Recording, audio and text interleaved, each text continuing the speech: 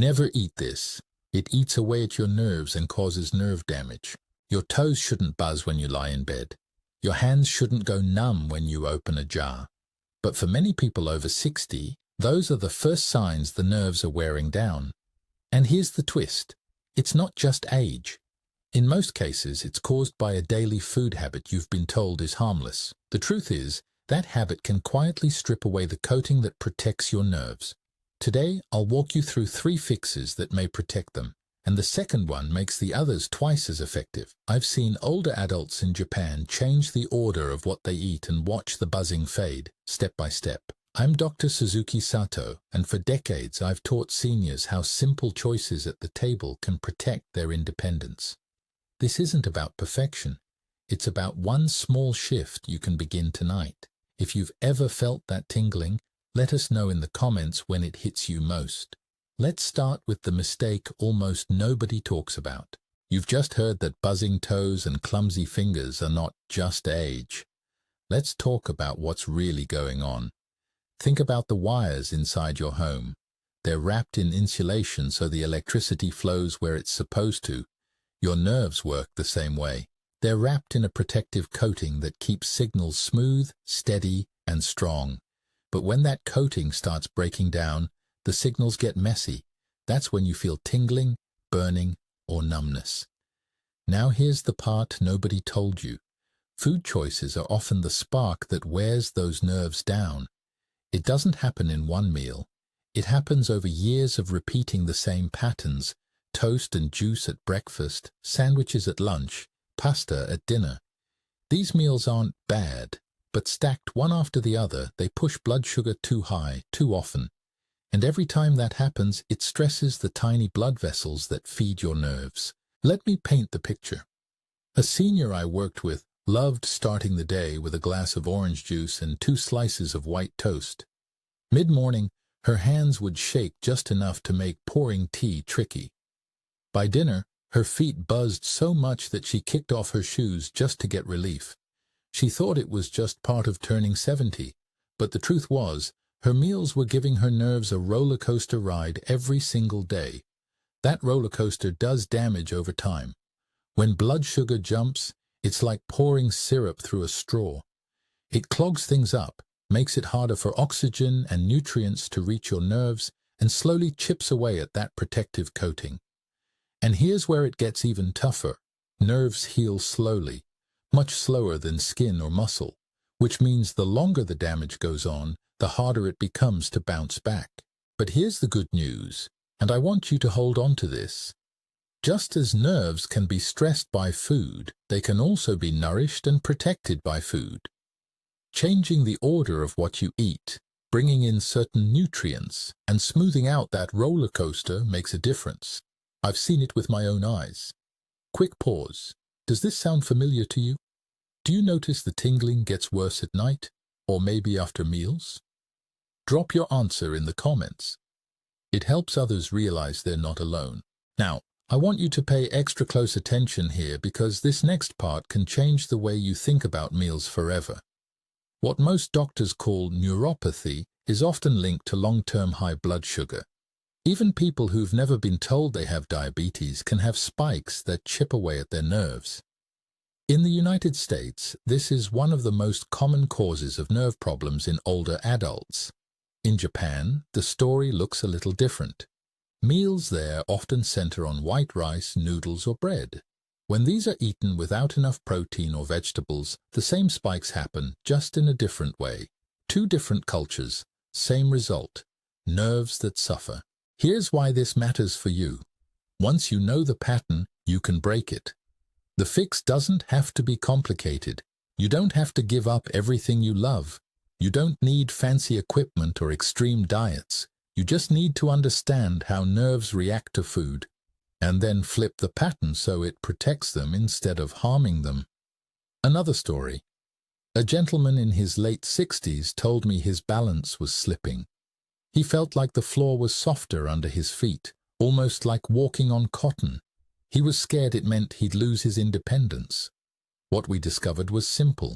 His meals were light on protein and heavy on starch. Once he shifted the order, protein first, starch last, his steps grew steadier, not perfect, but noticeably better. And that gave him confidence to keep walking, keep moving, and keep living on his terms. That's why I'm sharing this with you, because these aren't just numbers on a blood test. They're the difference between walking confidently or holding the railing, between enjoying a meal or dreading the buzz that comes after. In a moment, I'll show you the 2 key habits that make nerves stronger and steadier. But before we go there, remember this: you are not stuck. What feels like just age is often something you can influence, one plate, one bite, one meal at a time. You just learned how nerves get worn down, almost like wires losing their insulation. Now let's talk about the foundation, the piece that decides whether any fix will actually work. Think of your nerves like a garden hose. If the water runs too hard, day after day, the hose starts to weaken. That's what high blood sugar does to your nerves. Every spike is like turning the water on full blast. The longer it happens, the weaker the hose becomes. And here's the part many people miss. It doesn't matter if you've been told you have diabetes or not.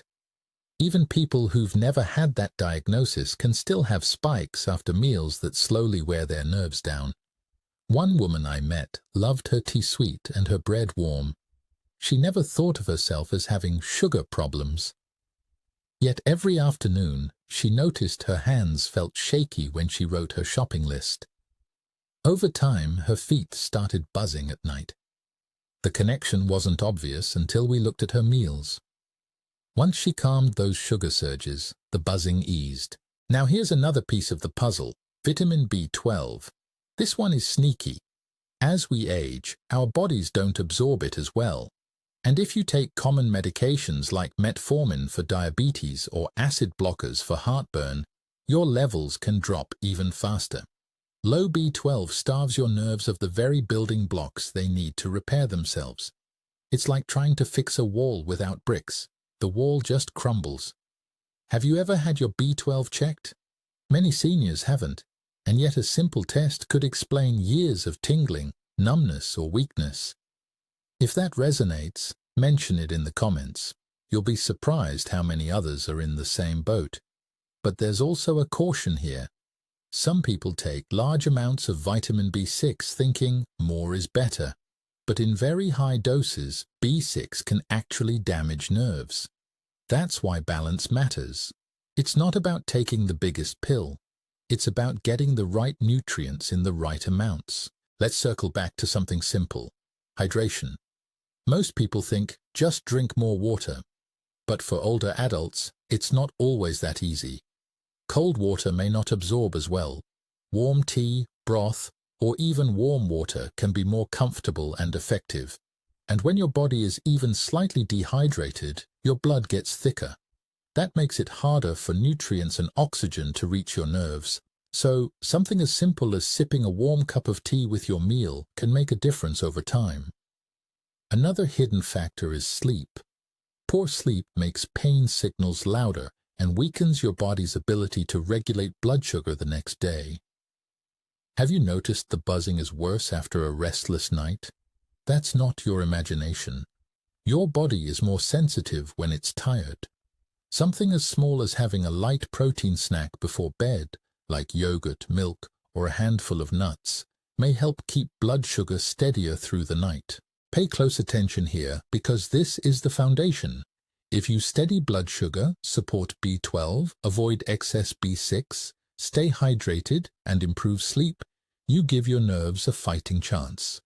Without this base, the strategies we'll talk about next don't land as well. With this base, they can actually work. I want to hear from you. What part of this foundation sounds like the biggest challenge for you? Sugar, B12, sleep, or hydration? Drop it in the comments. Your answer might help someone realize what they've been missing. In a moment, I'll share 2 habits that make the biggest difference. One changes the way your body handles sugar in the first place, and the other gives your nerves the nutrients they've been begging for. When you put them together, you set the stage for real progress. We just talked about the foundation: blood sugar, B12, hydration, and sleep. Once those are in place, the real turning point comes from two habits that shape how your nerves feel every single day. The first habit is meal order. Not what you eat, but the order you eat it in. This might sound too simple, but the results are powerful. When you start a meal with protein and vegetables, your body handles the rest of the food completely differently. Blood sugar rises slower, steadier, and with less stress on your nerves. But when you flip that order and eat bread, rice, or sweets first, the surge is stronger. And those repeated surges keep chipping away at the protective coating around your nerves. Picture this. One man in his 70s told me he always started dinner with a big bowl of rice. His legs buzzed at night and his balance was slipping. Once he switched the order, vegetables and fish first, rice last, the buzzing started to ease. Same food, different order, better results. That's the power of this habit. Here's a tip you may want to play back twice because it's the hinge that makes everything else work. If you anchor your meal with protein first, fish, chicken, tofu, eggs, or even yogurt, it sends signals to slow digestion and steady blood sugar. Vegetables or soup early in the meal create a gentle mesh that slows sugar's entry into your blood. Only then, when you add starches or sweets, the rise is calmer. That single shift can mean less tingling at night and more energy in the morning. Let's make this practical. Breakfast might start with yogurt and nuts before a small slice of toast. Lunch could be soup and protein before rice or bread. Dinner might begin with vegetables or tofu before noodles. No new recipes required, just a new order. The second habit is nerve nutrition. Your nerves are living tissues and, like any part of your body, they need the right building blocks. Vitamin B12 helps rebuild the protective coating. Folate works alongside it. Omega-3 fats calm inflammation and keep nerve cells flexible. Magnesium helps steady overactive firing. Without these nutrients, nerves struggle to repair. The beauty is that these nutrients are found in everyday foods. In Japan, small fish like sardines provide both B12 and omega-3s with very little mercury. In the United States, salmon, trout, and eggs are great options. Dairy and fortified foods can help with B12 if digestion allows. Nuts, seeds, and leafy greens add magnesium. Even small portions repeated daily can build up what your nerves need. Now let's talk timing. Many seniors notice their symptoms flare at night. One reason is that dinner often comes late, heavy on starch and followed by sitting still. By flipping that, eating a little earlier, anchoring with protein and moving gently for 10 minutes afterward, you help your body use sugar better and calm nerve stress before sleep. For those who wake at 3 a.m. with burning feet, a warm protein snack, like a small glass of milk or soy milk, or a piece of cheese with seeds, may steady blood sugar through the night. This is where I'd like you to share something. Do your symptoms get worse after meals or mainly at night? Leave your answer in the comments. Seeing those patterns helps others notice their own. If you take blood thinners, keep your intake of leafy greens steady. If you have kidney disease, talk to your doctor about protein and magnesium. Vegetarians and vegans need to be more intentional about B12 and omega-3s. And if you're underweight, don't shrink starch too much. These habits should fit your body, not fight it. Think of these two habits as quiet levers. Meal order keeps sugar calm. Nerve nutrition gives your body the tools to repair. Together, they don't just reduce symptoms, they support steadier steps, better sleep, and more confidence. And in just a moment, I'll show you how to fine-tune these habits so they fit your unique situation, because everyone's body carries a different history and different needs. That's where the real personalization begins. You've just learned how meal order and nerve nutrition can calm the buzzing, steady your steps, and give your body the tools to repair. Now let's talk about the details that can make or break your results. Because while these habits work for most people, there are exceptions that matter. The first one is alcohol. Many people enjoy a drink with dinner, and that's fine in moderation. But here's the hidden problem. Alcohol can irritate nerves directly, and it also depletes the very B vitamins that nerves need to repair. I once spoke with a man who swore his nightly glass of wine relaxed him, but what he didn't connect was how his feet burned more on the nights he drank. When he cut back and paired alcohol with a protein-rich meal, the burning eased. This doesn't mean you can never enjoy a drink again. It means your nerves do better when it's balanced. The next detail is fish. Fish can be one of the best foods for nerve health because of the omega-3s and B12. But not all fish are equal. Large, predatory fish, like swordfish or shark, can carry high levels of mercury, which is toxic to nerves. The good news? Most people never eat those. Safer choices like salmon, trout, sardines, or mackerel give you the benefits without the risk. In Japan, sardines are a favorite for this reason. In America, salmon is easy to find. Small fish, big protection. Now let's talk supplements. They can be helpful, but they're not harmless. Some people take very high doses of vitamin B6, thinking it will boost energy or nerve health, but too much B6 can actually cause the very tingling and numbness you're trying to fix. On the other hand, low B12 is common in seniors, especially if you're on metformin or acid blockers. So it's worth asking your doctor to check your B12. If it's low, food and supervised supplements can make a huge difference. The key is balance, not too little, not too much. Another exception is gluten.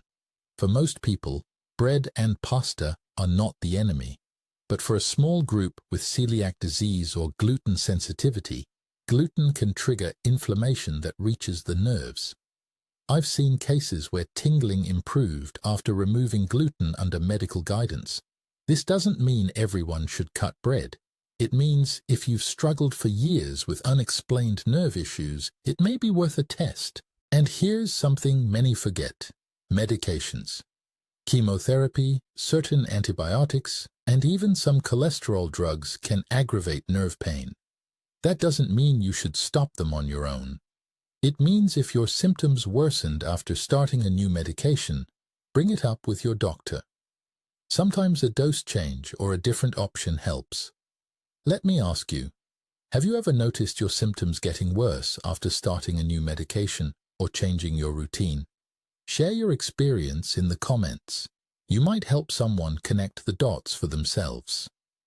One last fine-tuning point: movement. Even if walking feels hard, gentle chair exercises or slow stretches after meals improve circulation and help your body use sugar better. I've watched older adults who couldn't walk far still find relief just by moving their arms and legs in a chair for 10 minutes after dinner.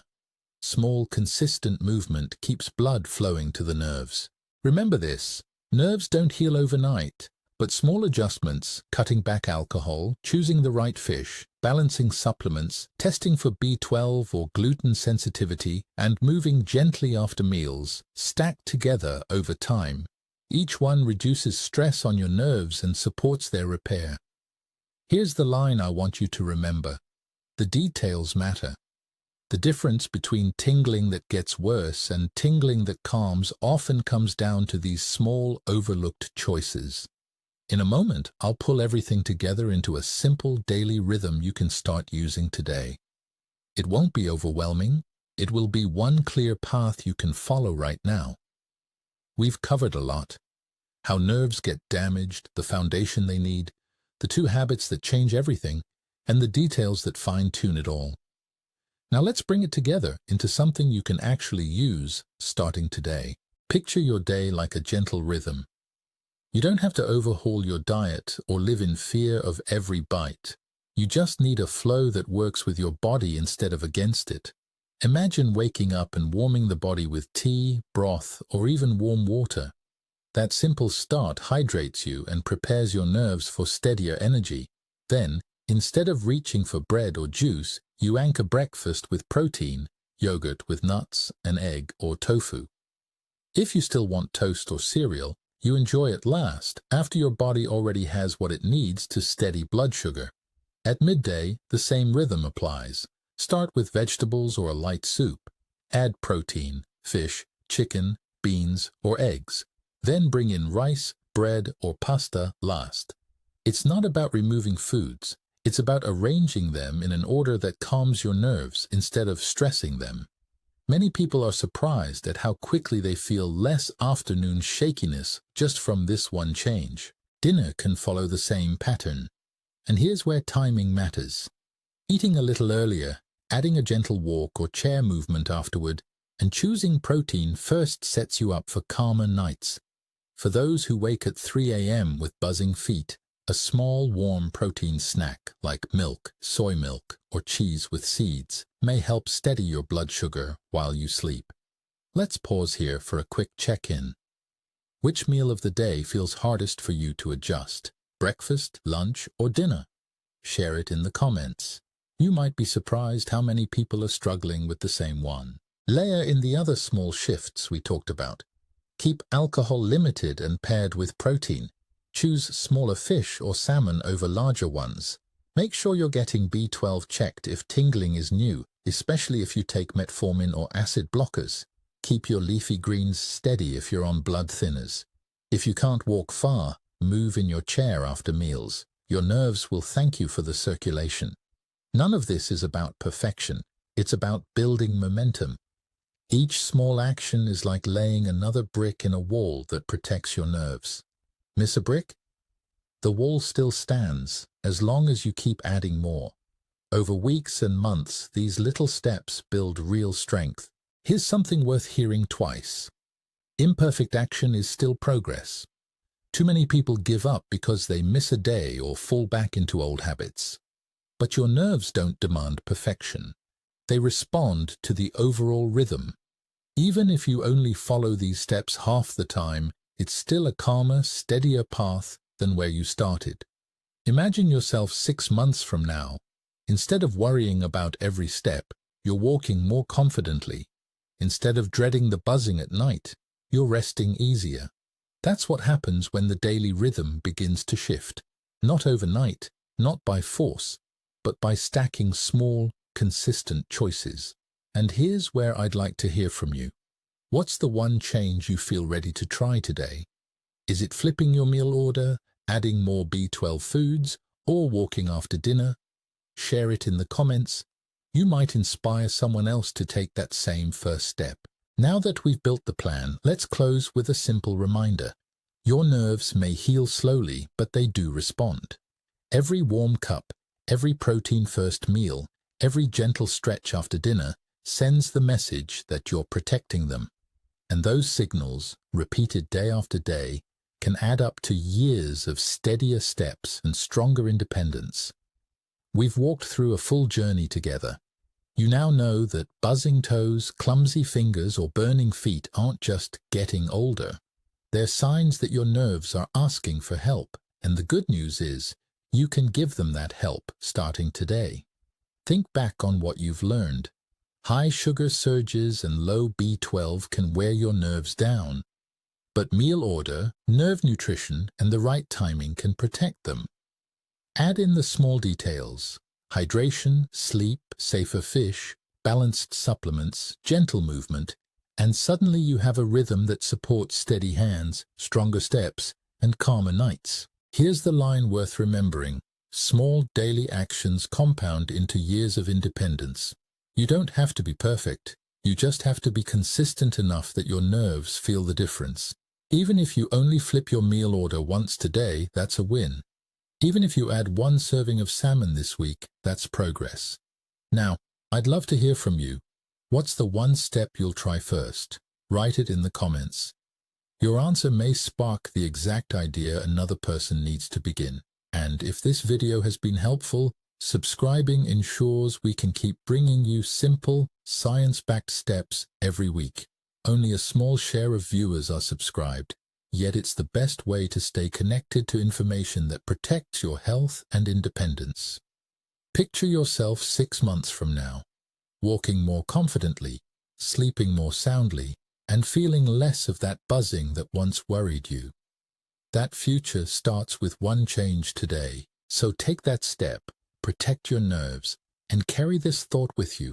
The food and choices you make today are not just for today. They're for the strength you'll rely on tomorrow.